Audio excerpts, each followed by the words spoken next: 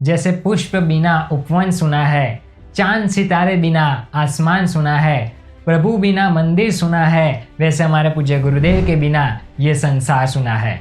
प्रणाम, जय जिनेंद्र। मैं हूं हर्षल शाह। गुरु गुण गौरव गाथा सीरीज के 14th एपिसोड में आपका स्वागत है। आज की बात है राजभाई की। राजभाई के जीवन के बैड लक को पूज्य गुरुदेव ने कैसे गुड लक में कन्वर्ट कर दिया, जानने के लिए वीडियो के एंड तक बने रहिए। बात है 1980s की। तब किसी भी बिजनेस को रन करना मतलब लोहे के चने चबाने जैसा था। तब राजभाई का फैमिली बिजनेस ऑलरेडी डेप्थ में चला गया था। रोज ना रोज आईटी, कस्टम या बैंक डिपार्टमेंट में से नोटिस मिल रही थी। परिस्थिति बहुत ही गंभीर और संघर्षमय बनती जा रही थी। धीरे धीरे करके राजभाई के परिवार ने लैंडदार और बैंक के ऋण का भुगतान तो कर दिया और फिर अपने बिजनेस का डिवीजन कर दिया, विभाजन कर दिया, जिसमें कम नसीबी से राजभाई के हिस्से में नुकसान करने वाली केमिकल की फैक्ट्री हाथ में आई, जिसमें ऑलरेडी बहुत ही ज़्यादा कंपटीशन थी। प्रतिस्पर्धी अधिक कीमत पे अपना माल बेच रहे थे, जिसके कारण राजभाई की केमिकल फैक्ट्री में नुकसानी बढ़ती जा रही थी। इसके साथ में कर्मचारियों की सैलरी, लाइट बिल और बैंक का इंटरेस्ट का बर्डन भी बढ़ता जा रहा था और इन सब का प्रभाव राजभाई के मन पर भी पड़ रहा था। कहीं ना कहीं वो डिप्रेशन के शिकार होते जा रहे थे।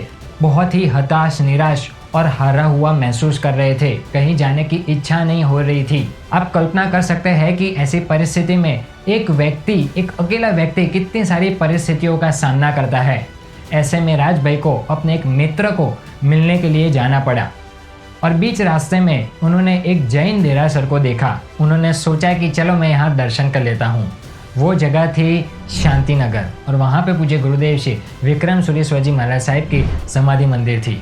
जैसे ही राजभाई वहाँ पे पहुँचे और दर्शन किया, वहाँ पे एक साध्वी जी उपस्थित थे। उन्होंने राजभाई की हाव भाव और मुखाकृति देख करके समझ गए कि ये व्यक्ति बहुत ही टेंशन में है, बहुत ही डिप्रेशन में है और किसी न किसी कठिन परिस्थिति से गुजर रहा है। इसलिए उन्होंने राजभाई को बुलाया और सारी बात पता की। कहा कि बिल्कुल चिंता मत करो, सब कुछ ठीक हो जाएगा। उन्होंने राजभाई को एक मंत्र जाप दिया और कहा कि इसे त्रिकाल करना है। राजभाई वहाँ से तो निकल गए। उन्हें अपने नसीब से कोई भी आशा नहीं थी, फिर भी उन्होंने वो मंत्र जाप करना शुरू कर दिया और 3 ही दिन के अंदर एक चमत्कार हुआ। मुंबई से एक नामचीन व्यक्ति का उन पर फ़ोन आया और उन्होंने कहा कि मैं एक केमिकल चाहता हूँ, क्या आप वो बना सकते हो? राजभाई ने उस केमिकल के बारे में ना कभी पहले सुना था, ना देखा था और कुछ भी जानते नहीं थे। फिर भी एक बार के लिए तो उन्होंने हाँ कह दिया।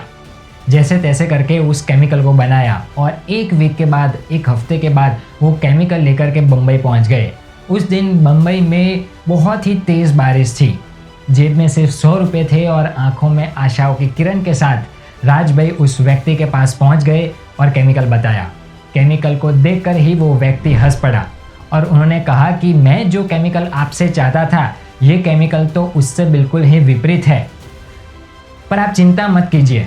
उस व्यक्ति ने जो केमिकल वो चाहता था उसकी फॉर्मूला राजभाई के साथ शेयर कर दी और उन्होंने 1 महीने का एडवांस रुपया दिया और ऑर्डर भी दिया और कहा कि चिंता मत करो, मैं ये काम आपके साथ ही करना चाहता हूँ। उस दिन राजभाई के जेब में सिर्फ 100 रुपये ही थे, लेकिन गुरुदेव की कृपा से और गुरुदेव के आशीर्वाद से उस दिन से राजभाई का जीवन और बिजनेस दोनों बदल गया था। राजभाई के नसीब में 4 चांद लग गए थे। अब लाखों का व्यापार होना शुरू हो गया था। ये शक्ति है, ये महिमा है श्री विक्रम गुरुवे नमः के जाप में। तो ऐसे गुरुदेव के चरणों में कोटि कोटि वंदन। नेक्स्ट वीक फिर एक बार गुरुदेव के चमत्कार की बात के साथ उपस्थित होंगे। तब तक के लिए stay connected with us and thank you so much.